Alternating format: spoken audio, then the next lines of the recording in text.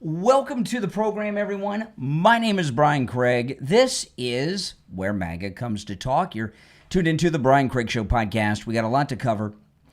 President Trump had multiple press conferences today, and I'm going to go through a lot of what happened with the president today because a lot of great things have, well, of course, happened. And this press conference that he had earlier in the day where he signed the bill, or he signed an executive order ending cashless bail nationwide. And if a city or a jurisdiction does not abide by that, if they still are offering cashless bail, they are going to cut off their federal funding. And he has Pam Bondi in charge of monitoring that and keeping track of it. This is an absolutely amazing thing. And there's been a pattern with Donald Trump in this second term that, well, it's the, I guess you could say it's they said it couldn't be done term, because he's doing all of these things that Republicans have been talking about forever and a day, and they never had any intention on doing them, even though they were on the party platform. And of course, what I've been talking about a lot, I was talking about on the morning show today, is this war on crime. You know, there's been endless amounts of money poured into the states and to the cities around America to fight crime. And they've been doing the opposite, right? They haven't really been fighting crime at all. If anything, what these local governments have been doing in blue cities, in these Democrat-run cities, is encouraging more crime and stopping their police officers from enforcing it. And Donald Trump's enough of this, you know. And, you know, one thing you got to understand, the states that he's going into, the cities he's going into, these are Democrat cities. These are not like Republican constituents that he's helping out. These are people that hate him.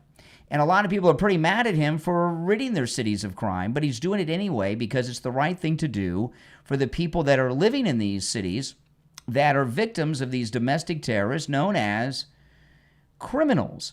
And, you know, people on the left, they've called Donald Trump a dictator forever. It's one of these things that they say all the time, which I don't really understand. He was elected.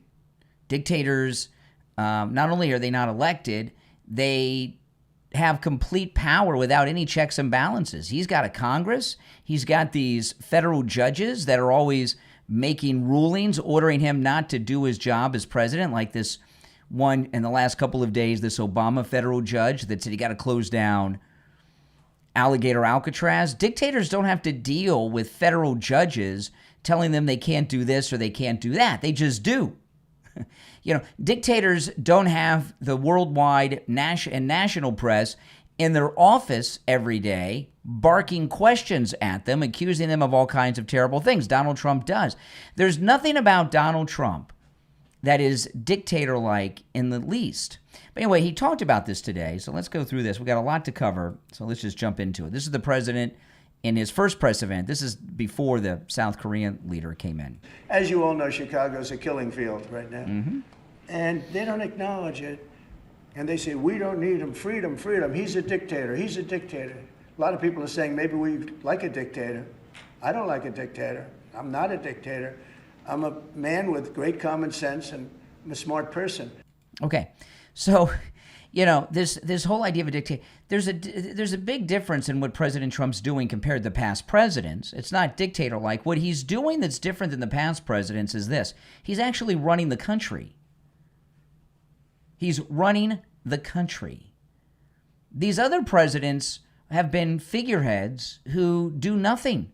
They're a bunch of do-nothings. And most of what the past presidents have done in our lifetime is work out deals so that when they leave office, they'll be super rich. Right? I mean, that's pretty obvious if you look at what's going on.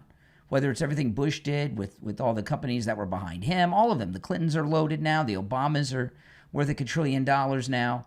Donald Trump's losing money. In fact, he's spending his own money to build this ballroom at the White House. His presidential salary is going towards it. You know, and this idea that there's something wrong with ridding cities of crime. Now you gotta wonder, is this your standard Trump derangement syndrome? Are these people that just don't get it? and they can't agree with anything Trump does. The things that President Trump is doing are common sense. This executive order is an example that he signed today, an executive order ending the cashless bail. Why even have bail? Bail and things are a deterrent to crime. People don't want to do crime if they're going to be jammed up in jail. They've made over 1,000 arrests in Washington, D.C. since this crackdown in the last week or so. Over 1,000 arrests. Hundreds of them have been illegals, but most of them have been American criminals. They're arresting more.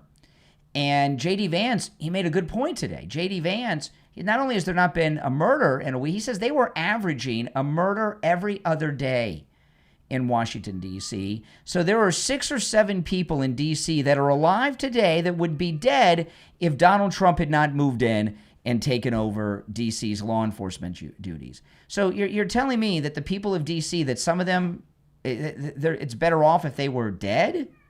And that the criminals were still running the city? I don't understand what you guys are saying and what you're thinking and what is going through your mind. Because it's insane, the positions that people are taking against President Trump. Okay, so let me get to some of the stories. I'm going to go through some more from the press conference today as well. But this just dropped right before the show, and it involves Cracker Barrel. This is from the Gateway Pundit. Cracker Barrel releases, this is the headline in the Gateway Pundit. Cracker Barrel releases desperate damage control statement addressing outrage over branding changes as stock continues to free fall. Now, I stopped in. I didn't eat, but I stopped in to my one of my local Cracker Barrels on Sunday during what is supposed to be the breakfast rush. And I did make a video of this. If you're a Patreon supporter, you can see that video. And I went there. It was about 9:30 in the morning on Sunday morning. That's a very busy time. Breakfast time on the weekends is a time that Cracker Barrel is typically jam-packed with business. And when you get your name in there to wait, you're waiting outside on their front porch where all the rocking chairs are. There was one person sitting in all of those rocking chairs. They were empty except one. All the rocking chairs were empty. They had them all lined up right in the front of the Cracker Barrel except one, and that was an employee who was taking a break. I'm not kidding. I went in there. This is 9:30 on Sunday when the place should be packed with people going out for Sunday morning weekend breakfast, because everyone, that's a big breakfast time at any restaurant. That go to IHOP, it's packed at 9:30, and that Cracker Barrel was not. In fact, this was the first time I'd been at a Cracker Barrel at that time when it was not packed. I went in the store, it wasn't busy, and I could have been seated right away if I would have gotten a table. I just went in to check it out to see what the crowds are like, and I'll continue to monitor that. And, it ticks people off. I must say, though, I feel bad for the employees. It's not the employees' fault, that they've got this idiot wokester who said that she doesn't want MAGA people eating their food and coming to their restaurants. That's crazy. What kind of business is that's open to the public? A politically segregated business? The Democrats were the segregationists back in the Jim Crow era, and now they're trying to do it again, right? They don't want MAGA people in any of their businesses. They don't want you in their restaurants. They don't want you at their theme parks like at Disney. They want to politically segregate you from all of their businesses, and you hear this a lot. It started when a few years ago they had that Captain America movie out with the girl Captain. Or it wasn't Captain America, Captain Marvel or whatever the heck it was. And she said she didn't want MAGA people going to the theater to see the movie she was starring in. Since when have you heard, I don't want people, what? So the Democrats, the liberals, have brought segregation back again. This time it's not racial, it's not ethnic, it's, of course, political, but they're doing it. And they feel that it's okay because in their mind, they've convinced themselves. They bought all the MSNBC rhetoric. They think MAGA people are Klansmen, white supremacists, nationalists. They're the bigots. They're the hate mongers, but they think MAGA people are this and they don't want them in there. And they're going down the tubes. So let me read through this article in the Gateway Pundit. This is Cracker Barrel released a statement. Cracker Barrel has issued a new statement in response to the outrage over the sterile new branding, and its stock continues to free fall. Now, the location that I went to, there's a couple locations near where I live. This one has not had the rebranding, and you can see the video if you go to my Patreon page. I went in the store. I was shocked. They sell LPs, vinyl records. They had Lee Greenwood right there with his big hit song that Trump likes, right there in the front of the rack. I was surprised to see that. Cracker Barrel has issued a new statement in response to the outrage over the sterile new branding as its stock continues to free fall. The statement is titled, "A Promise to Our Guest," that's what they call their customers, guest, was posted to Facebook this morning. The restaurant chain, long beloved for its, this is in the Gateway Pundit, long beloved for its traditional American charm, faced a storm of criticism after unveiling a modernized logo that ditched iconic elements like the barrel in the old country store tagline. Fans, including President Donald Trump, slammed the change as a woke erasure of heritage, leading to a $94 million drop in stock value in just one day. No doubt about that. It's going to continue to drop. The statement issued today attempts to convince customers that the core of Cracker Barrel remains unchanged despite the rebrand. See, they're screwing up even further. Cracker Barrel, the way liberals think, this is how liberals operate, okay? And this tells you that the person running Cracker Barrel is an idiot who should be, the statement should be they fired this idiot lady woke CEO. That should be the statement. They fired her, and we apologize to our guest for this, and we will not be renovating anymore and rebranding any more of our restaurants. Okay, it's over. We fired her, and it's over. But that's not the statement. Listen to this. The statement issued on Monday attempts to convince customers that the core of Cracker Barrel remains unchanged despite the rebrand. "We're truly grateful for your heartfelt voices," the statement reads. "You've also shown us that we could have done a better job sharing who we are and who we'll always be," Cracker Barrel wrote. See, this is who wrote this? Barack Obama? This is how Obama, see what they're saying? They're not saying they did anything wrong. They're saying that they communicated the changes incorrectly. If they could have done a better job of communicating their woke garbage, and then people wouldn't be so upset. So there's not only is there no admission of doing anything wrong or making any changes to where they went wrong, they're saying they did the right thing, they just didn't communicate it to all of us, and we just aren't smart enough to understand. The company asserted that the things people love most about our stores aren't going anywhere. Rocking chairs on the porch, a warm fire in the hearth, peg games on the table. The peg games have been changed, by the way. Unique treasures in our gift shop, and vintage Americana with antiques pulled straight from our warehouse in Lebanon, Tennessee. We know we won't always get everything right the first time, but we'll keep testing, learning, and listening to our guests and employees. Well, the guests are saying, fire this wokester. Get rid of these liberal wokesters that are destroying this great American restaurant. But they're not. I don't hear that here. That's what the customers are saying. The statement says, at the end of the day, I hate that expression. That is one of my least favorite expressions. When people say at the end of the day, I hate that. At the end of the day, our promise is simple. You'll always find comfort, community, and country hospitality here at Cracker Barrel. Company officials emphasized that beloved features like the rocking chairs, peg games, and vintage decor are here to stay, and the old-time figure of founder Uncle Herschel will still grace menus and stores, so they're changing the signage. While Cracker Barrel claims it's listening to our guests and employees, many on social media have said that they view the statement as a half-hearted apology. Yeah, I don't even think it's any type of apology. I think the statement is reprimanding people for how dare you be upset. I know we could have communicated it better, but you're stupid, and you can't understand what we're saying because you're a bunch of people that like country folk stuff. And you're just a little slow, and you don't get what we did. We didn't communicate down to your level. That's how I took it. You can let me know what you think. While Cracker Barrel claims it's listening to our guests and employees, many on social media have said they view the statement as a half-hearted apology, when what they actually want is a reversal. Americans are clearly fed up with corporations scrubbing tradition in favor of trendy, progressive, and often brutalist. I'm not sure what that means in that context. Aesthetics. Yeah, no, I don't think this is Cracker Barrel caving or apologizing or anything. What's happened here is, the wokesters are behind the times a little bit. And, there was a big move. You've seen this in all kinds of things to rid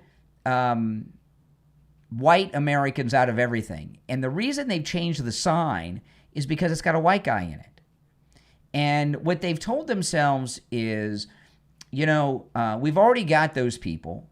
We want to bring in new people. And the new people we want don't like white people. So we're going to take the white guy off the thing, and we're going to make everything sanitized in our restaurants. And I've seen some images of other restaurants that have been sanitized around the country. And that's true. Even places like McDonald's are kind of boring compared to what they used to be. They don't have a lot of personality. The thing about Cracker Barrel, the food is very good. I've never had a bad meal at Cracker Barrel. Maybe you have. I don't know. I haven't eaten there enough to have a big selection. I mean, I've eaten there over the years from time to time, and they've been like a regular person. But the main reason people go is not just for the food. They like that southern country atmosphere that you get. And they've been reporting that their business has slowed down. Restaurant eat-in businesses have had a difficult time with the eat-in crowd since the shutdowns and lockdowns. All of that changed it, where people are doing the DoorDash instead of going to restaurants. But Cracker Barrel, they have a different kind of business model than most sit-down restaurants. It's what Cracker Barrel, the way I've always looked at Cracker Barrel for the most part, is it's a rest stop on the highway, right? You're on a long drive, you're driving somewhere, there's a Cracker Barrel. Oh, let's stop and have dinner, breakfast, or lunch. And there's things to do there. Why go through that store and look around at the cool stuff in the store, play the peg games, and it's a rest stop more than it is a restaurant, right? And over the years, things have been popping up that, like Wawa. What's the other one? I was just talking about this on the show on Friday. Buc-ee's. Any of you guys familiar with Buc-ee's? Buc-ee's is it's like Buc-ee's is a Cracker Barrel, a Walmart, and the coolest gas station convenience store you've ever seen, all mixed in one. And it's almost like a theme park if you go to a Buc-ee's. And those are popping up. Cracker Barrel has competition.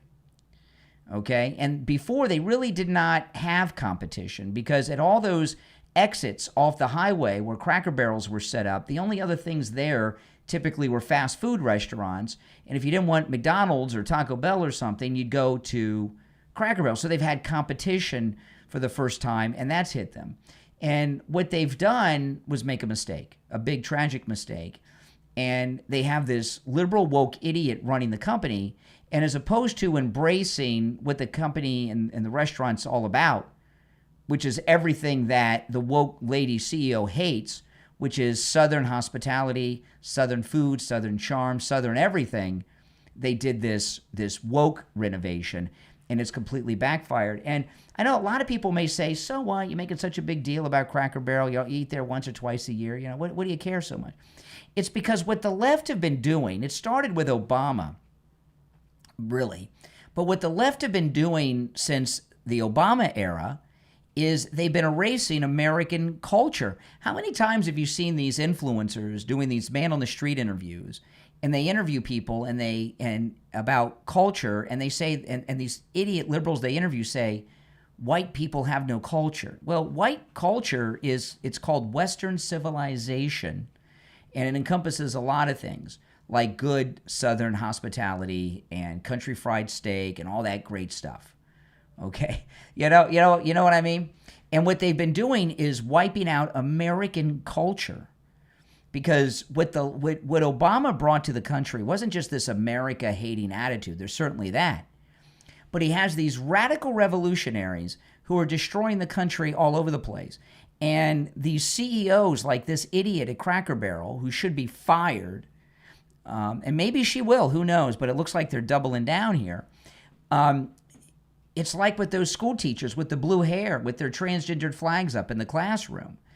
The Obama era has given us and did a lot of recruitment to take over the classrooms with these wackadoodle school teachers, take over CEO positions in major companies like Cracker Barrel, and change the classroom, change the curriculum, change the culture. These judges that are making stupid, crazy rulings, these Obama judges, they're radical revolutionaries who are trying to bring the collapse of the United States as we know it. And what's happening with Cracker Barrel is another example of that. If you're watching live on YouTube, you're welcome to call in. If you're on hold, hang in there. The number is pinned in the live chat. If you're watching on YouTube, it's toll-free, 888-465-2631, 888-465-2631. My name's Brian. We'll take a quick break and be right back. Looking for something bold, fun, and inspiring to brighten up your day? That's what you will find at Rose for My Rose Creations on Etsy. That's the number 4. At Rose for My Rose Creations on Etsy, you'll find vibrant wall art, as well as empowering quotes, to playful street art inspired designs, and printable stickers. Every creation is made to spark joy, inspire self-expression, and make everyday moments special. Teens and adults will love the motivational quote coloring pages, perfect for a little daily inspiration. And the kids, they'll have endless fun with traceable alphabet and animal coloring pages that make learning creative and exciting. With new designs added regularly and custom orders always welcome, there's always something fresh to explore. Whether you're decorating your space, personalizing merch, or looking for a fun project with your kids, Rose for My Rose Creations brings imagination to life. Visit the shop right now online at roseformyrosecreations.etsy.com. That's the number 4, roseformyrosecreations.etsy.com, where beautiful designs meet inspiring messages. roseformyrosecreations.etsy.com. Sometimes you're not the first choice to watch the kids, or the second, or even the third, the fourth, or the fifth. But when you're out of options, it's time to call Grampy. From author Todd Carden comes a children's book the entire family will enjoy together. Grampy, the Rhino and the Soda, available on Amazon. Grampy's a rule-breaking soda slurping wild card. Definitely not mom and dad's top pick for Safari Day. However, when Grampy takes Elliot and Lynn into the drive-through zoo, things get wild in the best and burpiest way possible. It's a day filled with a fizzy mishap, a flatulent rhino, and one unexpected hero. It's a hilarious tale of chaos, redemption, and the kind of grandparent kids never forget. Order your copy right now on Amazon and Kindle or paperback. Grampy, the Rhino and the Soda, from author Todd Carden.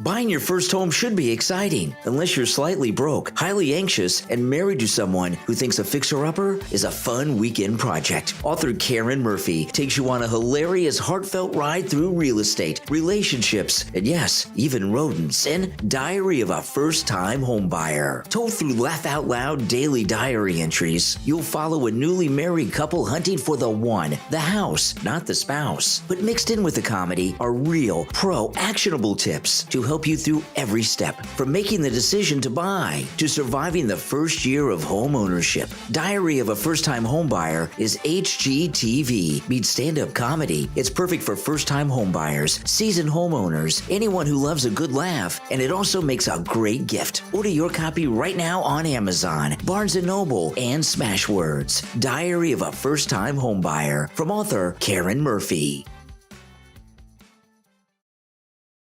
Don't you hate it when you buy something online and then you get slapped with a huge shipping charge at checkout? Not at MyPillow.com. Right now, enjoy free shipping on all orders $100 or more when you use the promo code KANE, K-A-N-E, at checkout at MyPillow.com. This is your chance to stock up on unbeatable deals on everything site-wide. Soft sheets, cozy slippers, plush bathrobes, mattresses, mattress toppers, pet beds. It's free shipping on all orders $100 or more. Order now at MyPillow.com and use the promo code KANE, K-A-N-E, for free shipping. All right, welcome back, everyone. I'm Brian. This is the Brian Craig Show podcast, available on all podcast platforms. And if you're on hold, stand by. I got a lot of things I want to cover here before we take some calls. This accident on the Florida Turnpike a couple weeks ago, where the migrant who couldn't speak or read English made a U-turn, a highly illegal U-turn on the Florida Turnpike and killed, what was it, 3 Floridians, or was it 4? If it was 1, it's 1 too many. And it's amazing how this story has just snowballed. And it's sad what happened to those Floridians, no doubt about it. But Florida is not sitting by and allowing this to happen. This is the New York Post. Florida turns truck weigh stations into ICE checkpoints after an illegal migrant caused deadly big rig crash. These weigh stations are all over the place when you're driving on the highways, all over the place. And the big rigs, they have to stop. If they don't, Highway Patrol goes right after them and stops them. And so they are really going to either start rounding up more illegals at these stops, or they're going to avoid coming to Florida or quit the business if they drive in Florida. It's not always interstate drivers that have to stop at those. A lot of in-state drivers have to stop at those.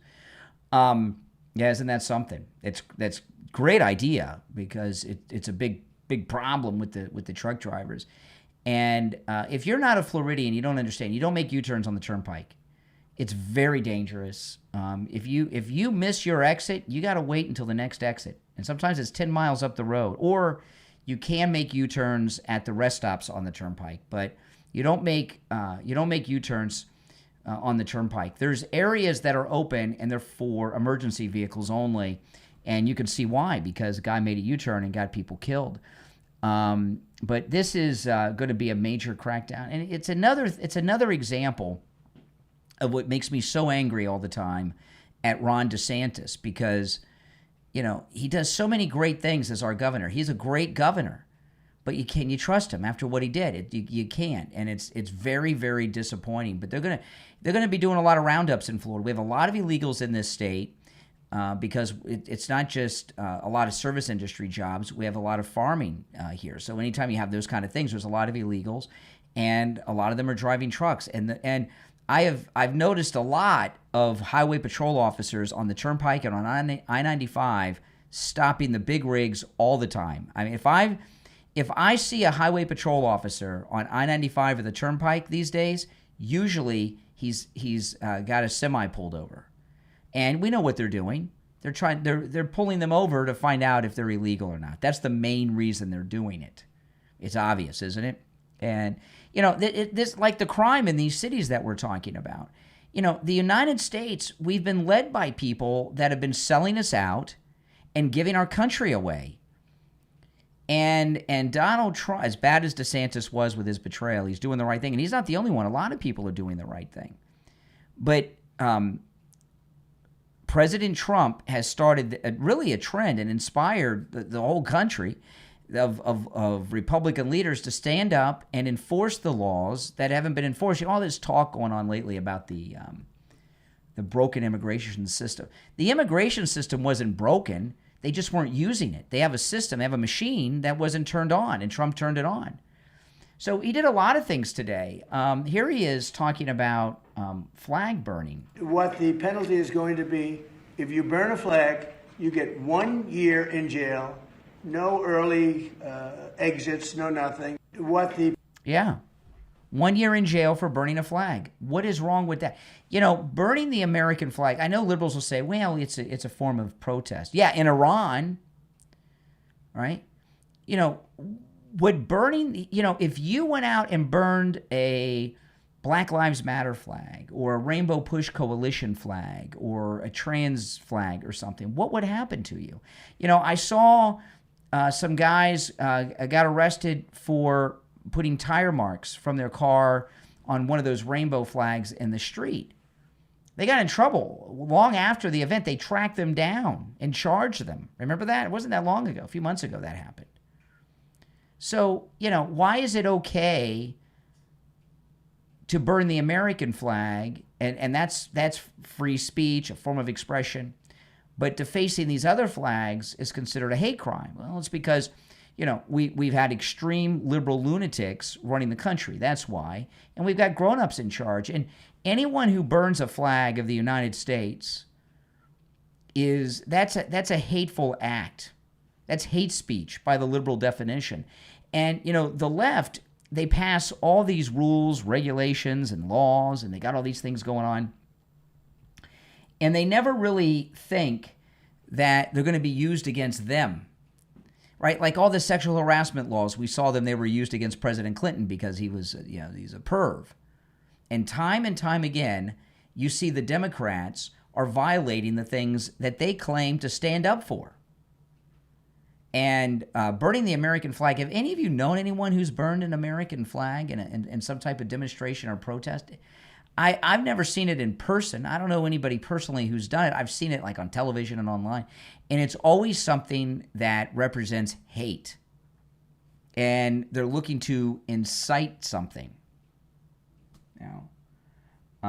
And that's the reality of it. I remember out in California, some students defaced the Mexican flag in a high school. They got suspended, got in trouble. This was a few years back. You guys remember that? So, it's a crime to deface the. I'm not in favor of defacing any flags, by the way. That's just me. Maybe you are. I'm not. But why are people getting in trouble for defacing the flag of Mexico, another country, or the Confederate flag? How many people have burned Confederate flags? That's happened too. And what happens if you do that? You're in trouble. You get in trouble for that too. That's right, because they do all these things. But the American flag, that's okay. That's okay. But if you deface any other imagery, that's hate speech. All right, let's take some calls. The number is toll-free, 888-465-2631.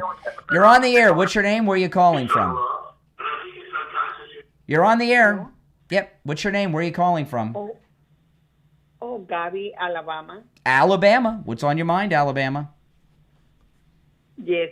I'm pro-Trump, President Trump. Good. And I'm pro what President Trump is doing in Washington, at the border, in every place. We got to get rid of those people that are destroying the country, all those communists, selling the business, selling everything of the United States. They belong to the country. We got to stop that. Enough is enough. Richard Nixon sold the country, sold industry to China. Hell with them. That's true, he did. We are not going to keep going like that. That's right.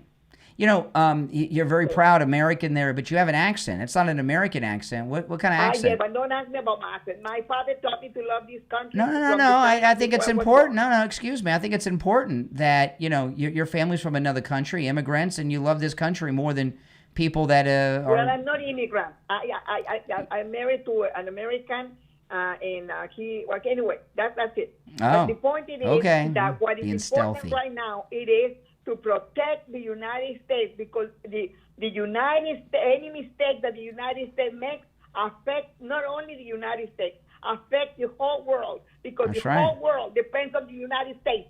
China depends on the United States, the whole world. So or we take care of the United States now, or we just say goodbye to our freedom and the freedom of the world. That's enough. Goodbye. Thank you. All right. Well, boy, she's very opinionated, doesn't want to take any questions. All right, whatever. You're on the air. What's your name? Where are you calling from? Hi, good afternoon, Brian. This is Nick from the peninsula here, Miller's Island. All right. What's up, Nick? I won't say I'm from Baltimore anymore, but I'm in the peninsula here. Okay. Anyway, I wanted to agree with the last caller, and I think what President Trump is doing is so ingenious, the way he's done it. Mm-hmm. With this executive, with this order, in that it can cause danger and violence. And, I think enough is enough. My grandparents, my mom's dad, whom I'm named after, came from Greece, and, he opened a restaurant in downtown Baltimore back in the day. Was it a Greek restaurant? It was what they called at the time a luncheonette. You can go in there and get sandwiches and fast food and stuff, and soda and things. Yep. And it was just a quickie place. It was you go in and out. You could sit there for a while if you wanted, but that's what they did. And they were very proud to. They came into Ellis Island in New York, and they were very proud to be Americans. Yeah. You know, we spoke Greek, but they made it. You know, they made sure we knew English, and you know. It's interesting. You know, on my mother's side, my mother's grandfather's from Greece. Oh, really? Yeah. So we're Greek, Nick. We're related. We're related. We are. No, both of my mother's grandparents were immigrants from Greece, and they opened up a restaurant too. It was a Greek restaurant. But I've mentioned this. I mentioned this a few times. My grandmother and her sisters and brother, none of them spoke Greek, and I used to ask my grandmother about this all the time, and she said, my dad wanted us to be Americans, not Greeks. And you know, and all these liberals who say, well, you know, you guys are descendants of immigrants. Yeah, but we're descendant of immigrants that Americanized and raised their children and grandchildren to be Americans, not foreigners, like you're doing now. It's a big difference. The key word here, Brian, and I'll go let the other callers get in here, is that the word is assimilation. Yeah. And we want to assimilate. That's right. I was born here. My sister was born here. My dad is from the Pittsburgh area, so I'm half from Pittsburgh and half from Baltimore. But the thing is that, you know, it was a very different time, and I keep harping on the whole thing. I feel very confident. I feel very positive about what the president is doing, and I think we're all going to benefit from it. Every city, I think he's got the governor here on the run. And it was very interesting. I was listening to I was watching Right Side broadcasting earlier. Yeah, I was too. And in which did you see that where the president is saying how when he met Governor Moore, he shook his hand and he said, "Oh, you're doing a great job." He hugged him and all that stuff. Yeah, I saw all that. Oh, hold on, Nick. Oh, there you go. Yeah, I saw all that. Wes Moore, the governor of Maryland, he's getting talked about a lot lately. Yeah. Well, I think the spotlight is on all of these blue cities, and I think what's going to happen. I'm watching these videos online. There's a group of black women out of Baltimore. It's called Pop and Politics, and they are really going after the governor. They're really pro-Trump. They're pro-American, and it's great to watch these people. So the whole thing is spreading everywhere. So there's a group of black women in Chicago that are MAGA, that have a MAGA. You know, it's not just, you know, it's really long ago to have black conservatives was so unusual. It was very unusual, and now it's commonplace. Yes. Yes, it's wonderful. I'm even starting to see subtle changes in the media up here. And if you listen to talk radio here, all the callers are pro-Trump and against. They want the troops here. Yeah. I'm listening to the big talk stations here, and they, you know, after you go off, of course, at 9 and 10 o'clock. Of course. They, you know, Kim Klacik has a show on WCBM. Well, you know, Nick, what's going to happen is these blue cities are all going to be red pilled. They're all going to be begging Trump to come in and rid them of crime. President Trump said today they could end the crime wave in Chicago in a week. That's I don't know. It's we've seen what happened in D.C. I guess it's possible. Look at Washington. They haven't had a murder. And you know, and for these, let me just close by saying this: when these mayors, like the one in Chicago, who's a communist, when he says, "Well, we're down by 5%, you know, we're going to have 2,500 murders," man, you shouldn't have any murders. These cities should be paradise. Only 2,500. Did he say only 2,500? What? Yeah, they said, well, it was one of the my goodness. Hints Yeah, they had 3,000, and they, well, it's been reduced by 5%. So you mean you're only going to have 2,500 murders this year? You know, in my town, a number of years ago, there were a couple of murders, and they made documentaries about it because it was so unusual to track down the kill. You know, and these other places, it's really sad that murders don't even make the news. Hey, Nick, I'm going to run, but good points, and we bonded in our being Greek. Okay, great show, man. Thanks. All right, my mom's adopted, so I don't look Greek. That's why I don't look Greek. Let's take another call. You're on the air. What's your name? Where are you calling from? You're on the air. Oh, hey, Eric from Indiana. What's on your mind? Yes, hello. Sorry, I got your stream on live. What's going on? Not too much. All right, take care. What's going on? Oh, my goodness. You're on the air. What's your name? Where are you calling from? Hey, Brian, this is Sean from Massachusetts. Hey, Sean, what's up? Yeah. Well, seeing... Hold on, Sean. Let me answer all these busy... My phones are just ringing off the hook. Yeah, go ahead, Sean. Sorry about that. Oh, yeah. No problem. Seeing the reaction of the liberals and how they're freaking out on everything is just a sign of how well we're doing. Mm-hmm. And I was just looking at a story in Florida that DeSantis has taken away the rainbow crosswalks. And That's it right. started with right where the nightclub was, and so of course they're making a big stink about this. They're taking them down. They're taking them off the roads all over the state, and it's happening in all kinds of cities. And I was surprised, and I was watching. The local news has been covering this a lot in Florida, and in Fort Lauderdale, it's like every other intersection has a rainbow crosswalk in it. I was surprised. I mean, there's like 4 or 5 of them in the city of Fort Lauderdale alone. Yeah. I mean, this is going everywhere, and of course, they're still putting a memorial where the shooting was, because of course they're going to use that and say, "Oh, he's disrespecting." Well, I saw a conservative city commissioner who's in favor of removing the rainbow things out of the streets, and he says there's a lot of political movements. Why are they getting the streets? Why? You know what I mean? We can't let all these political movements or social movements take over streets. We'd have no streets. That's true. See, but it's just the liberals just want to find something else to try and demonize, the whole movement, and they've been doing that with everything that's been going on with what's going on in Washington, what will happen in Chicago very soon, and it will happen in a week. I can see that happen. I hope so. And you know what? It's like they just want to hear themselves talk. I mean, this is it. No matter what happens, they have to be out there protesting. You got all these people out there with all the signs that look the same. They look like they haven't been done up by the person that's holding them. The whole story. And it's just, as soon as that happens, I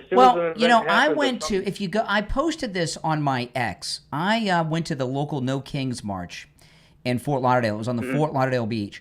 And I interviewed the people. Yep. I went through the crowd and interviewed people. And the first guy, and what I asked them to do was tell me about their signs. First guy I went to, I said, "Could you tell me about your sign?"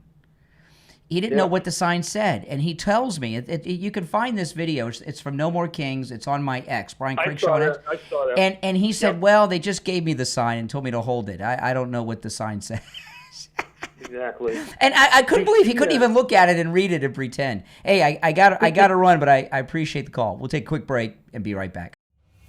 Imagine this. You're driving home, sober, clear-headed, and suddenly you're under arrest. You passed every test. You proved your innocence. It doesn't matter. You're cuffed, jailed, humiliated. That's what happened to activist, Senate candidate, and author Dakari Lariat in his book, Don't Flush. From a false arrest to a political awakening. Available on Amazon, he rips the lid off a system that chews up innocent people and spits them out. This isn't fiction. This is his fight. From a false arrest to a $10 million lawsuit to a full-on push for real change, like ending qualified immunity and creating a motorist bill of rights. Don't Flush is about what happened, but it's also about what's next and how one person took an injustice and turned it into action. With this book, you'll learn how you can join the fight. If you care about freedom, fairness, and holding power accountable, order your copy of Don't Flush, available on Amazon and Kindle, paperback, and Kindle Unlimited. Don't wait. Order it, read it, and stand up. Don't Flush, from author Dakari Lariat, on Amazon. Business doesn't stop at borders, but too often, cultural misunderstandings do. Every year, companies lose time, money, and talent when international assignments fail. Not because of skills, but because employees aren't prepared for life and work in a new culture. That's why Culture Compass was created. Culture Compass is the mobile app that gives your teams instant cultural intelligence. From etiquette guides and gesture tips to essential phrases with audio and an AI planner to prepare them for meetings, relocations, or global travel. For HR and L&D teams, Culture Compass delivers powerful analytics, customization, and scalable training at a fraction of the cost of traditional workshops. Culture Compass, helping your workplace thrive anywhere in the world. Visit culturecompass.app to learn more. That's culturecompass.app. Have you ever felt forgotten? Like your prayers only echo back in silence. In the darkest nights, it's easy to believe God has turned away, but his promises still stand. From author A.L. Schilling comes a 30-day invitation to rediscover the future God has already written for you in Declaring the Dawn in the Midst of the Night, available on Amazon. In this must-read and life-changing book, each day offers a scripture meditation, a heartfelt prayer, and a gentle challenge to take one step closer to the dawn that's waiting. Author A.L. Schilling knows this journey firsthand. A seasoned diplomat far from faith, he wrestled with doubt, loss, and resilience until grace found him. Now his testimony becomes your guide through 30 days of renewal and hope. You don't need to fix yourself before you begin. Come just as you are and see what God can do in 30 days. Start your journey right now. Declaring the Dawn in the Midst of the Night from author A.L. Schilling is available on Amazon and Kindle, paperback, hardcover, and Kindle Unlimited. Order your copy today, because even in the midnight hour, the dawn is already breaking. Don't you hate it when you buy something online and then you get slapped with a huge shipping charge at checkout? Not at MyPillow.com. Right now, enjoy free shipping on all orders $100 or more when you use the promo code KANE, K-A-N-E, at checkout at MyPillow.com. This is your chance to stock up on unbeatable deals on everything site-wide. Soft sheets, cozy slippers, plush bathrobes, mattresses, mattress toppers, pet beds. It's free shipping on all orders $100 or more. Order now at MyPillow.com and use the promo code KANE, K-A-N-E, for free shipping.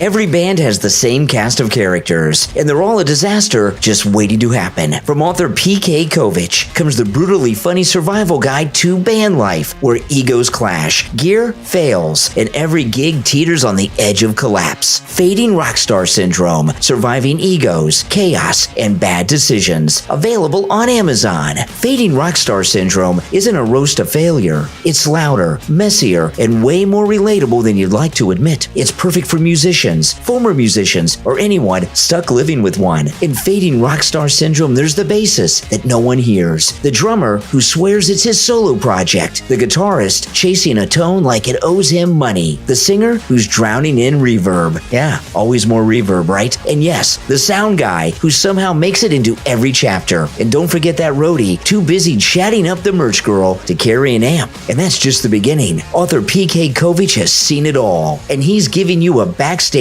pass with Fading Rockstar Syndrome, available on Amazon and Kindle and paperback. Order your copy right now.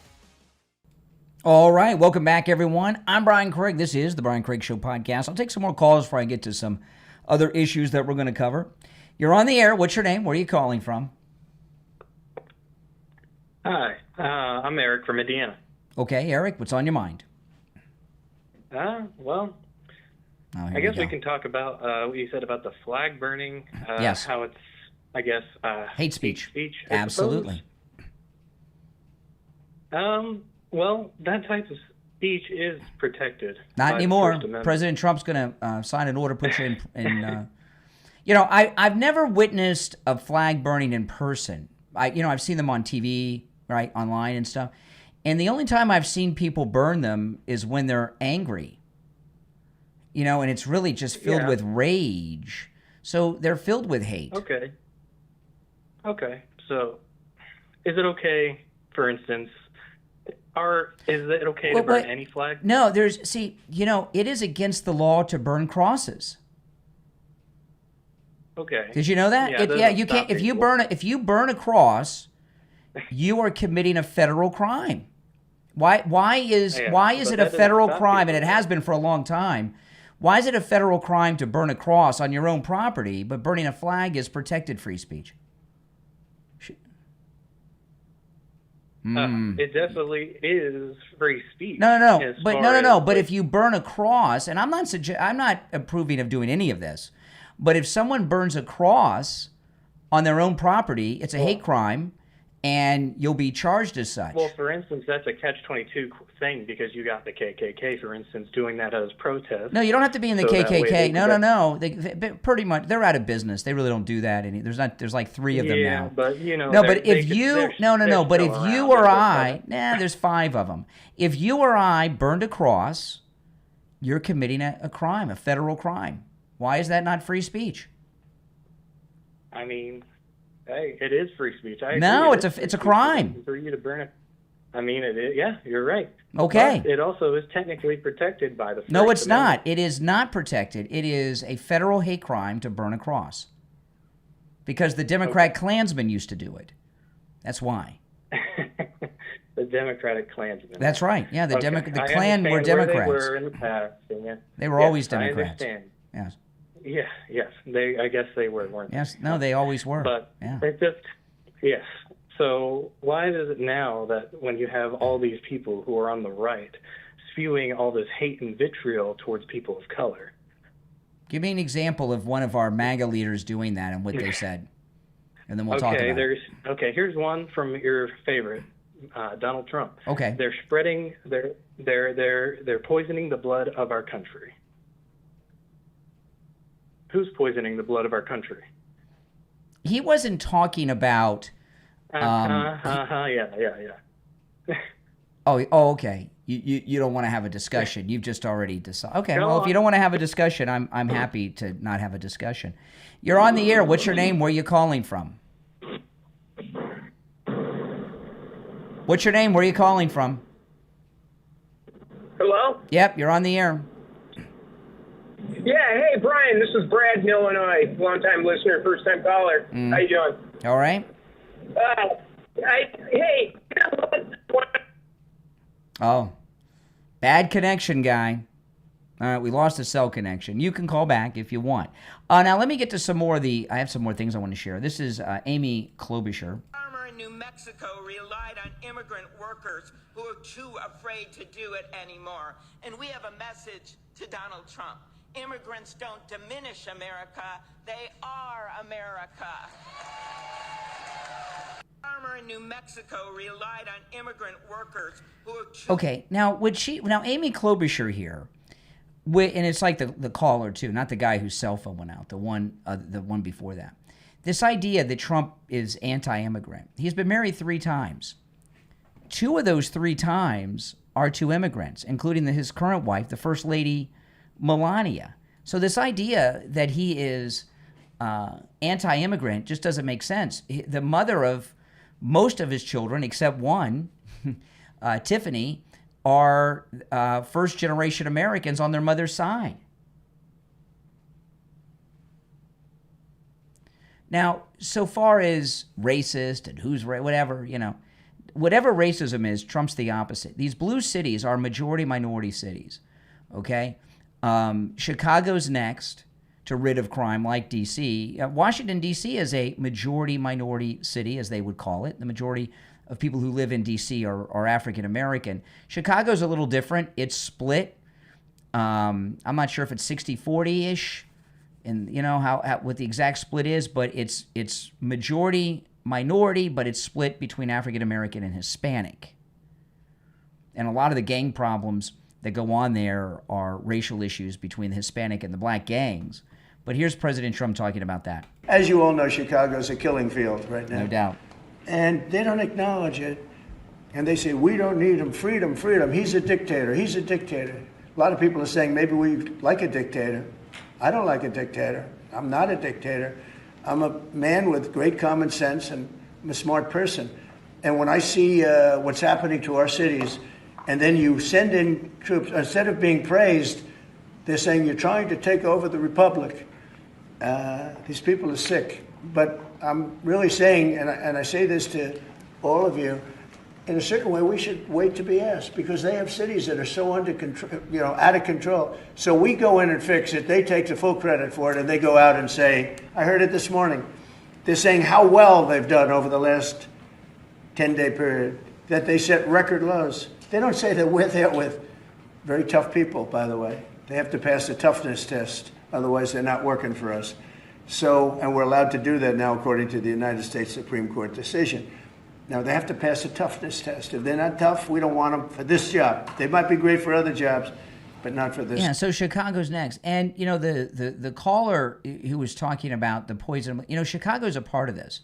You know, what a lot of the violence in Chicago is Black and Hispanic gang activity, but what they're in the business of is drugs. And when President Trump, you see, you know, liberals, they hear things that they hear what they want to hear, and they don't hear what's really being said. And when President Trump was talking about, and this fits into Chicago, when President Trump was talking about they're poisoning our blood, he was not talking about ethnic, interracial relationships and such. He was talking about the fentanyl crisis, which fentanyl, the trafficking from the southern border has been shut down. I mean, I don't know, people that are junkies, prices have probably gone through the roof on drugs. But he was talking about fentanyl and other drugs that are being brought into the country, that's what's poisoning people. That's what's poisoning our blood, our country. And you know, the left know what he said, but they tune it out and won't acknowledge. It's just like right now they're advocating for crime.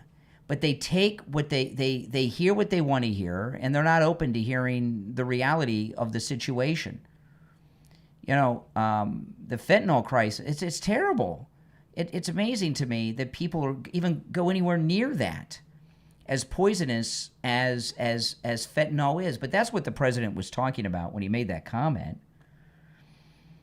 You're on the air. Oh, you're on the air. What's your name? Where are you calling from? Hello, my name is Garen Thompson. I'm from Tennessee. I just wanted to bring the topic over to economics, if that's all right with you. Well, I'll see. I'm not going to promise that. I'll hear the beginning and decide. All right. So my claim is that Trump's economic policy does not benefit the average American and instead benefits those of the incredibly wealthy class. His tax cuts disproportionately favor upper-class Americans, and I would argue that comes at the expense of the average American. Yeah. I think it's clear that the middle class has been slow down, Professor. Slow down, Professor. Okay, let's go back to what you said in the beginning. The tax cuts, of course. The tax cuts, you say they benefit the wealthier people? Was that what you said? Yes, sir. If that's the case, explain to me no tax on tips, which is now the law of the land. Billionaires get tips. They're disproportionate. I'm not saying he doesn't have any. I'm saying that he gets trillions of dollars. Okay. So you're talking. Okay. Now you. Okay. Well, I just want to get that out there. So you're saying that rich people get bigger income tax breaks than lower income people.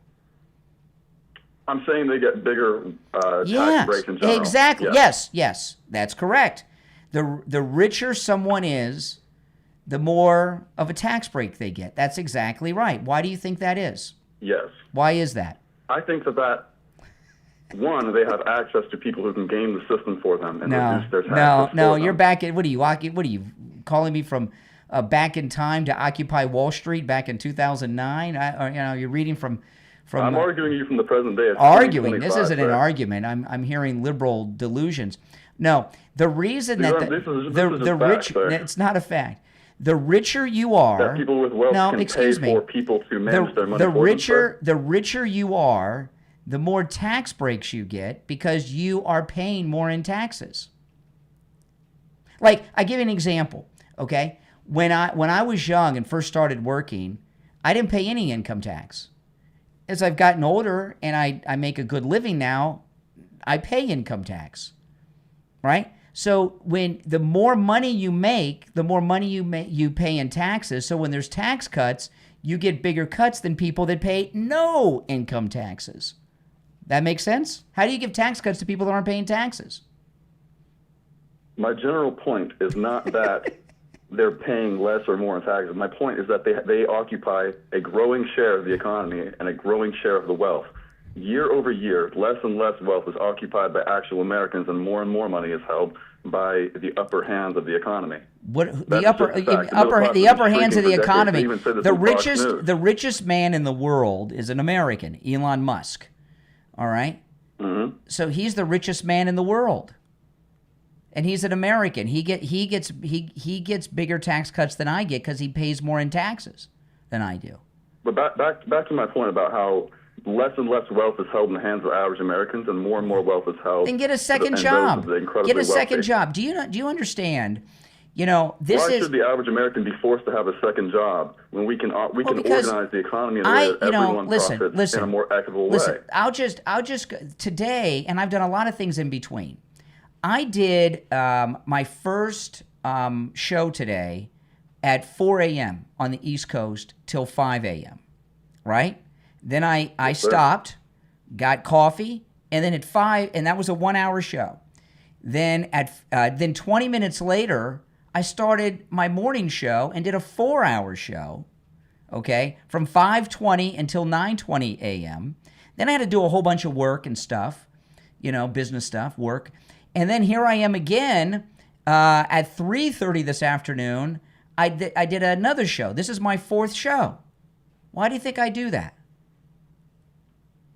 Why don't I do just one show? To live in this economy as an average no, I didn't ask that. Why do you think?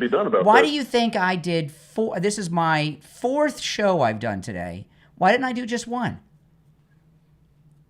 Because you make more money and you spread your name out further, and you make a whole larger name for yourself. It's not that I make more money. I have responsibilities. I have a wife, a family, a house. I've got car payments.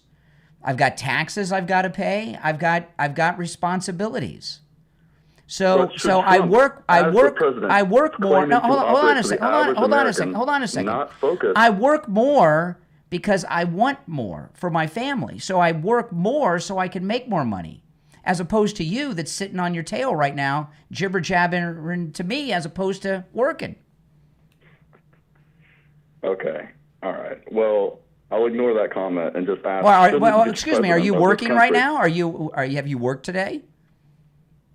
Yes, sir. I'm about to go to work tonight. I work nights. Well, okay, you work at night. You know, in my life, I've always had multiple jobs and multiple things I've done. Always, since I've been working, because I want to have more. Sir, I'm a student and an employee. I'm doing both. You're a student employee. When I was in college, I was going to college, doing a radio show, and I had a wife and a newborn baby at home. So what? Wow, it's called life. Fantastic. You know, here's the thing. Here's the thing, okay, about tax cuts that you and your commie friends don't get, okay? When you start, I'd like to bring the point back to my original. I'm sure you would, but I don't care what you're. I don't care what you. I'll talk about what I wanted. I don't care. Excuse me. You're on hold. I don't care what your point is. I'm making my point. See, when your taxes get cut, what the government is telling you is they're allowing you to keep more of your money. Like when you commies talk about millionaires and billionaires. Millionaires and billionaires. I'm not a communist. I'm a capitalist. No, you're not.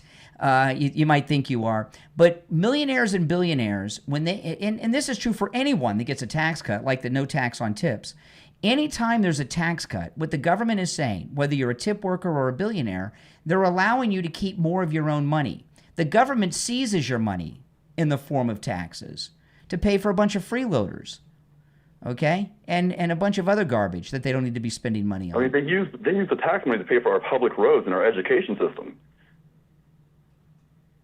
Well, if you haven't noticed, the public roads throughout this country suck. President Trump's repaving the ones in D.C. and the schools suck too. But when getting your taxes, he's also using taxpayer money to occupy our major cities. No, we're not occupying our major cities. But what would you call the military going to our large cities and acting as police? The military is not acting as police. They're arresting people. No, they're bragging about his arrest. Where is the military arresting people? In America. DC. No, they're not. The military are not arresting. No. The arrests are being made by the local Washington, D.C. Metropolitan Police and federal agents, not the military. The military have not made any arrest in D.C. It's not true.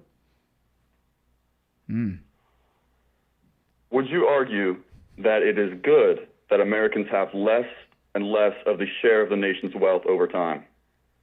Yeah, you're talking about communism. Get a second job. I'm not. I'm saying yes, that you the are. average American I know. I know. Sometimes you want to spread the wealth around because you don't make any money. You know, what do you do for a living? Sir, I work at Chipotle. You work at Chipotle, okay. So, you don't make that much money right now. So, of course, you want to spread the wealth around. When you move into a higher paying job, then all of a sudden you'll want to keep more of your money and get pissed off that you got to pay taxes to pay for a bunch of bums. The economy as it is getting worse and worse over time. It will eventually get to the point where even that job, that $100,000 job, is not the same as it was 20, 30 years ago. If we continue on the trend we are on, then even the higher paying jobs now will be less valuable. What's your solution? My solution is that,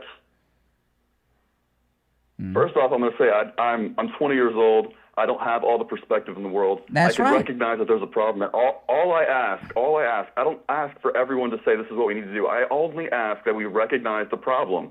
It's not a problem. What you're talking about is you're not aware of it because of your youth. You've been brainwashed in the education system of the country of your generation, so you don't understand. What you're talking about is textbook communism, spreading the wealth around. That's not America. That's not the capitalist system. I'm saying straighten the opportunity around. There's plenty of opportunity. Not everyone has. You got to make your own opportunity. There's plenty of opportunity, but it's not in our hands. You've got to make your own opportunity. That's true. You do. I mentioned this a lot. I've been a broadcaster for over 30 years. I have no family connections or family wealth, and I just started working at radio stations, and I built a successful career. You just got to stick with it. And so far as Chipotle, you can have a great career your entire life working in food service, moving into management. You could move into management at Chipotle. You could become a district manager. You could become a store manager, and you can make a good living.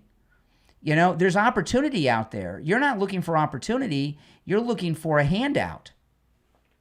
I'm looking for the playing field to be as equal as it was in the past in America. It is equal. And it simply will not get there without action. It is equal. What opportunity do you not have that I have? I'm not saying it's not an opportunity that you don't have that I have. It's an opportunity that I don't have now that you had 30 years ago. Really? What opportunity did I have 30 years ago that you do not have today? Cheaper education for one. Cheaper housing for two. Higher income for third. Cheaper. Hold on. When I first started working at a radio station, okay, I had an apartment in downtown Fort Lauderdale, Florida, a couple miles from the beach. Sounds pretty fancy, but it wasn't, okay? And you know how much I was making an hour? This was around 92, 91. Do you know what I made an hour? Okay. What do you think I made an hour? What was that, Jeff? Well, 91, 90. How much? Hold on a second. How much do you think I made an hour? I'm living on my own. I'm working. In 1992, I'm going to guess something around, so that's 30 years ago. I'm going to say you made something like $8 to $10 an hour. $8 to $10 an hour. No, I made $5 an hour. And I was hosting a daily radio show. What would that be? Certainly not what you're making at Chipotle. Okay? And I was hosting a radio show 6 days a week. $5 an hour. Could you? Well, you're at the computer right now. Could you please look up that adjusted for inflation? $5. Okay, I'll look it up. Okay, let me look it up. $5 adjusted for inflation. What is $5 in $25? Okay, now what does Chipotle pay starting out? The starting at Chipotle where I'm at is $14 an hour. Okay, hold on. I'm looking it up. Let's see here. I'm looking it up. Let's see. No. I'm having a hard time getting that. I want to look it up. Hold on a second. I'm trying to look it up here. It's not giving me the exact answers. It says there's an increase of 2 to 3% a year. Let me do another search. Okay. What is $5? Oh, I didn't give the year. I didn't say 1992. $5. Okay, $5 in 1992, adjusted for inflation, is how much in 2025? Okay, I left out the 1992. Okay. There we go. Okay. Well, hey, I'm talking and typing. Let's see here. I'm doing a search. What did you say Chipotle starts out at? Chipotle right now starts at about $14, I believe. Okay, $5 in 1992, adjusted for inflation, is $11.72 in 2025.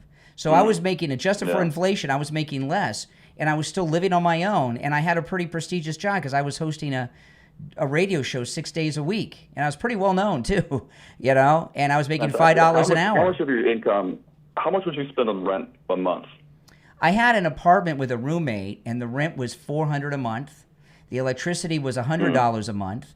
Okay, you see, I can remember because I was really pinching pennies, right? And luckily, my parents lived in town, so I could still go home and have some food every once in a while. But I was making less then than you are now, and I was still doing it. That's true. In that position you were. And I would get off the. My mom's first job back in I think it was in the 80s or something. She was a lifeguard making about $8 to $10 an hour. Yeah. She was making, adjusted for inflation, $20-something an hour. Well, I wasn't. So the reality is, the average person was, though. There are positions now. No. In fact, back then, at that point, when I was making $5 an hour, minimum wage was like $3.65 an hour. So if you went to someone who was working full time, we didn't have Chipotle then, but we had like McDonald's, Burger King, Arby's and stuff. They were making like $3.35 an hour, $4 an hour. A shift manager would be making $6 an hour, maybe. So no. And the reality of the situation is there's more opportunity now than ever because, see, if I were still 20, okay, and I'm you, and I want to make more money, what I would probably do is I would start a TikTok or a YouTube channel about working at Chipotle and talking about what goes into it and talk about what you're talking about, all your commie stuff about how there aren't all these opportunities in economic theory. You could go out and do on the side. Like I see a lot of DoorDashers on YouTube have YouTube channels. And they have YouTube, they make more money on YouTube than they do DoorDashing, right? So you could start a TikTok or something and make money on the side on top of what you make at Chipotle. There's always the original point. The original point is the middle class flawed in America shrinking? What? The original point is the middle class in America shrinking? The second question is why. The third question is why is Trump not doing anything about it? Okay, no, Trump's doing everything about it. While it may be so true. Why is the middle class shrinking? Let's start with the first question. Okay, and then I got to run for a break. But you say, is the middle class shrinking, and if so, why? And I'll say, yes, it has been shrinking, but the reason why President Trump is taking care of it. As an example, I was talking earlier here in Florida, Governor Ron DeSantis is turning the semi-truck weigh stations into ICE centers. So they're going to check the immigration status of the truck drivers because you have to be a U.S. citizen who speaks and reads English to have a license to drive a semi-truck. The reason the middle class is shrinking is for several reasons. One of the biggest is illegal aliens have been taking good middle class jobs like truck drivers, and they've been driving and construction jobs, and they've been driving the wages down. When I was in the early 90s and 80s, when I was making $5 an hour, I knew guys that had lawn crews and they made a good living. But then the illegals came over here. They started mowing the lawns a lot cheaper. So President Trump has shut down the border and is deporting by the millions illegals that have been taking middle class jobs. Another reason is the Democrats have been moving our manufacturing overseas. President Trump's bringing the manufacturing jobs back. Those were solid middle class jobs years ago, So and also overtaxation is another reason. There's other reasons too, but none of the reasons of the shrinking middle class have anything to do with the reasons you think. I can see how you would think that. Because it's true. I have to go and get ready for work. Yeah. By the way, I eat at Chipotle all the time. I eat there several times a week. It's overpriced. Yeah, but it's good. It tastes good. $20 for a bowl, chips, and guac, man. I don't know about that one. Well, I don't get guac, okay, and so I don't get the add-on. I do get the double steak. I do get that, but I only eat once a day. My wife and I, we go to Chipotle maybe 3 times a week. I love it. All right, but see here, you're bad-mouthing the company you work for. Oh my goodness, that's not good. How's that going to do for business? All right, take care. Good to hear. Hey, listen, thanks for calling. We disagree, but that's cool. And we had some good disagreement and some good discussion and debate. All right. All right. All right, take care. That's what I like to hear. We'll take a quick break and be right back. Hear ye, hear ye. Tom Laporta here from Laporta Roofing. Floridians, take note. Ron DeSantis and the state of Florida have allocated $280 million for the 25-26 fiscal year to fund new grants under My Safe Florida Home program. This grant is up to $10,000 when you spend $15,000 or more on your project. This may include roofing and wind mitigation systems. Go online at mysafefloridahome.com and get approved before the money is gone. If you need help, please call me, Tom Laporta, 954-604-4602, or find us at laportaroofing.com. It's simple. When you spend $1, the state matches $2 up to $10,000. They send you a check. I know it sounds too good to be true, but it is. So again, call us at 954-604-4602 or find us at laportaroofing.com. Now, I want to take a moment to talk about Jupiter Joe Thomas and annuities. Annuities are absolutely amazing. With an annuity, no matter what happens in the markets go down, there's a crash, whatever happens, your investment in your annuity is safe. It never goes down. And you're guaranteed an income stream for the rest of your life. It is absolutely amazing.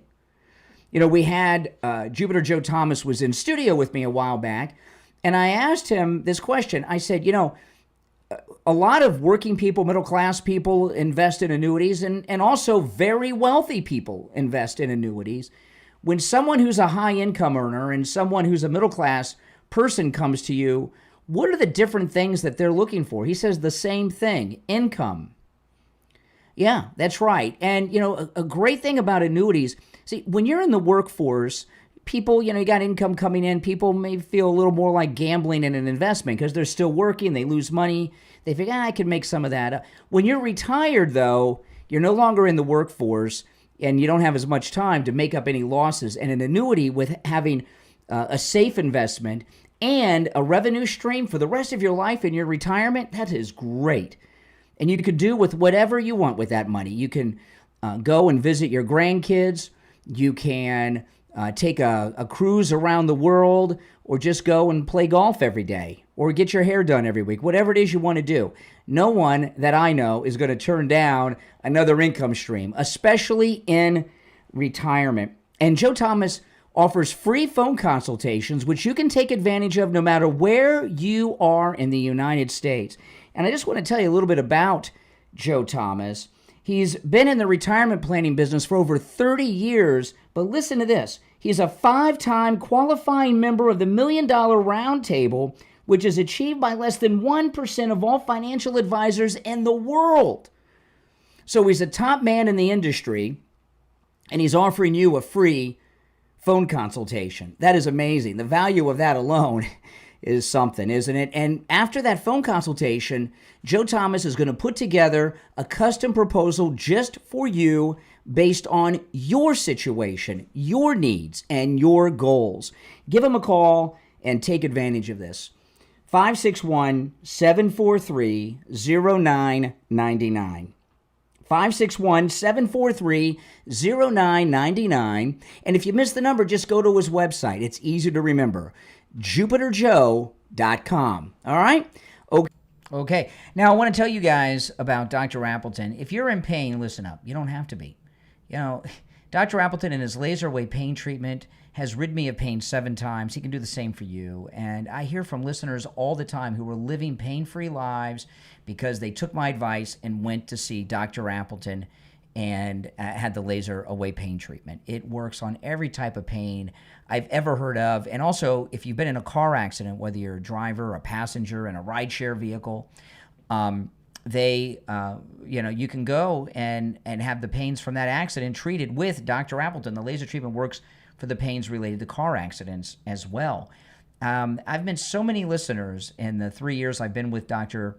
Appleton who come up to me, and it's always the same thing. They come up to me at an appearance, and they always have their hand on a part of their body as they're walking towards me. Sometimes it's their neck, sometimes it's their hip, sometimes it's their knee, sometimes it's their elbow. And they walk, and I know before they get to me, they're going to tell me how they're living pain-free now in that part of their body because they went to see Dr. Appleton. Appointments are not necessary. Walk-ins are welcome with Dr. Appleton, even on Saturdays. Okay? There's no shots, no injections, no drugs, no downtime, and it works. Give Dr. Appleton a call. His number is 954-973-0710, and say bye-bye to your pain. 954-973-0710. And online, AppletonChiro.com. Now, I'm going to tell you, that last caller I had, the 20-year-old kid that works at Chipotle, that was one of the best calls I've gotten in a long time from a liberal. I mean, he's hardcore through and through liberal, mainly because of his youth, and he hasn't experienced life. He's not making a lot of money right now.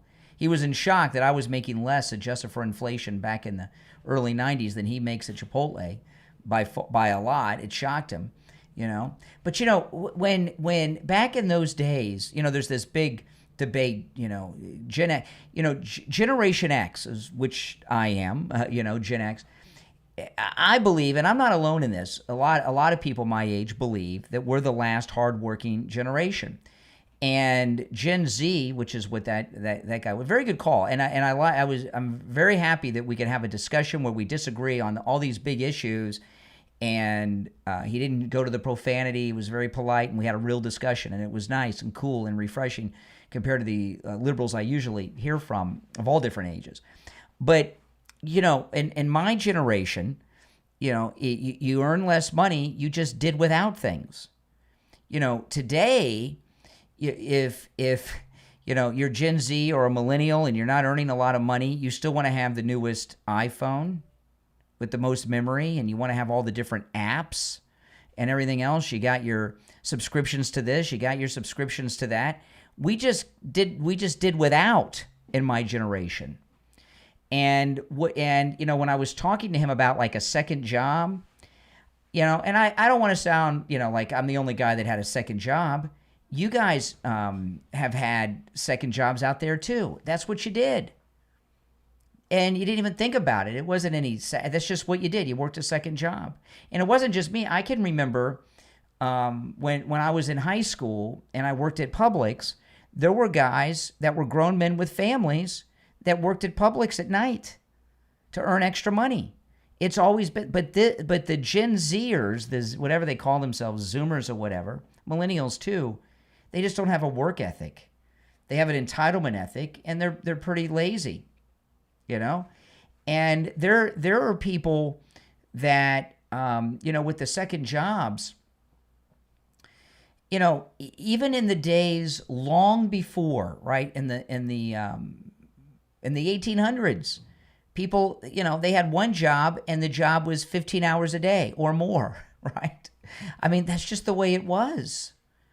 And that's the way it used to be. But that work age group of people today are just lazy. I don't know exactly how that happened. Lazy and entitled. And I don't know how that happened. But, you know, he called me. He's going to work at Chipotle, and I'm assuming it's 5 to 5, and I don't remember where he was calling from. But, you know, so he goes to work at 4 or 5 in the afternoon.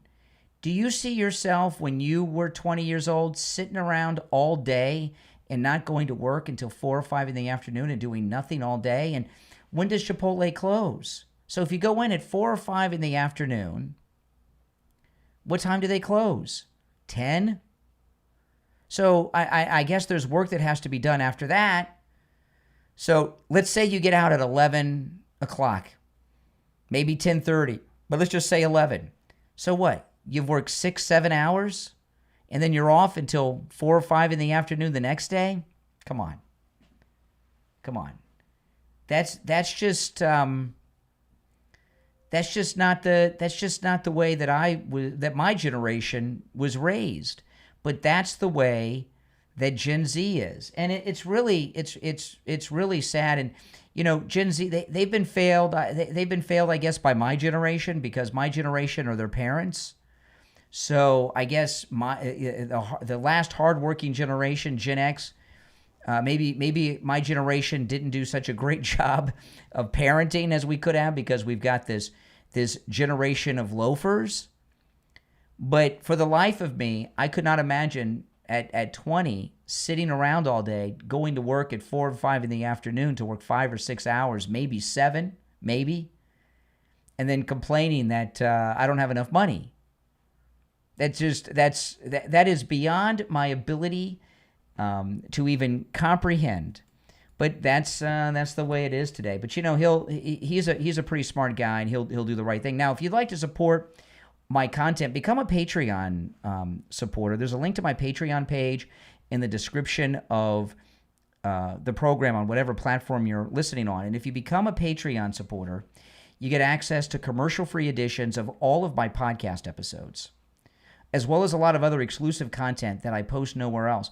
You know, yesterday I told you I went to did a little report. It's on my Patreon page at a local Cracker Barrel. I went to Cracker Barrel. I made a video. It is available exclusively to Patreon supporters. If you want to see that video, become a Patreon supporter. But there's a lot of other exclusive material that goes there, including commercial-free editions of each and every one of my podcast episodes.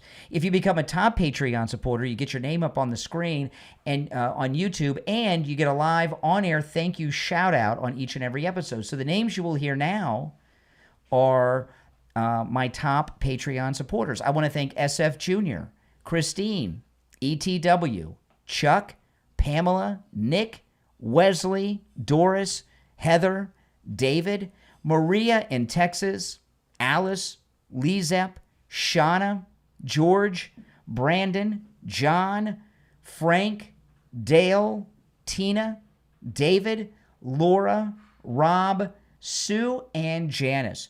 These are my top Patreon supporters. Thank you all. Again, if you'd like to become a Patreon supporter, there's a link in the description of this episode on every platform that you're tuned in on, and the direct website address you can go to is patreon.com/real Brian Craig Show. You're on the air. What's your name? Where are you calling from? Yes, I'm calling from New York City. I'm not giving you my name. All right. Let's talk about the vast amount of misinformation that you guys spread on a daily basis. Well, I'm just a guy. I'm not plural. I'm a singular guy, not guys. But that's okay. Okay, so you on a daily basis, because I don't get it. Like, because you sound like you could be intelligent, and then the shit I just listened to come from your mouth over and over again is hilarious. Which right? is what? Like, I gotta ask. You have no education in economics. You have no real education in politics. A lot of the stuff you're coming up with is purely anecdotal. The shit about Gen Z being lazy, purely anecdotal. But you have no experience in anything. What have you done? Where are you coming from to be able to talk to such a large... First of all, it's not even that big of a group, right? It's like 300 people. No, so I have. Excuse me. No, I have. No, I have over 100,000 that watch and tune into me on the various platforms I'm on each and every day. Over 100,000. Okay. And you ask about my background. I'll just tell you a little bit, because you're new. You don't know me too well. I've been a broadcaster for over 30 years, covering news and politics. So I have a lot of experience with news and politics. So you've been covering news and politics for 30 years and discussing it. Yeah, I have a college degree. I'm college educated. Absolutely, I have a college degree. Sure. Okay, what's your degree?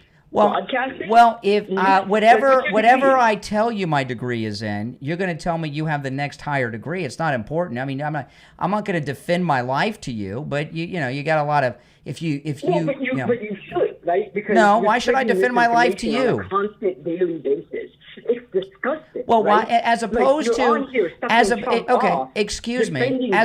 to using vile words and language and profanities and everything else, take something I've said and explain to me how I'm wrong, and let's discuss it. Okay. Trump's tariff. On and on about how it has helped the economy when it has done nothing but fuel rising costs on top of being an extra tax on Americans. Defend that. Well, everything you said's incorrect about the tariffs. Okay, with the tariffs. Excuse me. With the tariffs. No, it's not. It is a rising cost on Americans. No, in fact, prices are down. And if you as an example, Walmart, they haven't raised the price on anything because of tariffs. Tariffs have brought like $1 trillion of business into the United States. Car companies, factories, computer chip companies. It's not new business coming. Yeah, it is. Yeah, they're Toyota, Honda, Volkswagen, BMW. They're building factories. Excuse me. You're on hold. Hold on a second. These foreign automakers are building new factories in the United States. Foreign automakers, because they don't want to have to pay an import tax on their cars. Okay? Computer chip companies are here. Apple is moving manufacturing to the United States. So no, this is all new business. You just don't want to deal with it. No, it's not new business. It is. Sure.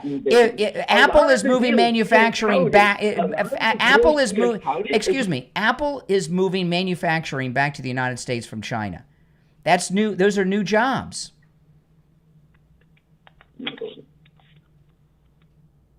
He hung up. I did not hang up on him. He hung up. What a difference between those last two callers. Oh, my goodness. My name's Brian Craig. This is where MAGA comes to talk. The Brian Craig Show podcast is available on all podcast platforms and YouTube at Brian Craig Show on YouTube. And if you want to catch the podcast live and be able to call in, follow me on YouTube, Brian Craig Show on YouTube. You can catch the podcast live, and that's where I take calls from, or people that are watching live on YouTube. All right, guys, thanks for watching. Thanks for listening, and I'll talk to you next time. Take care.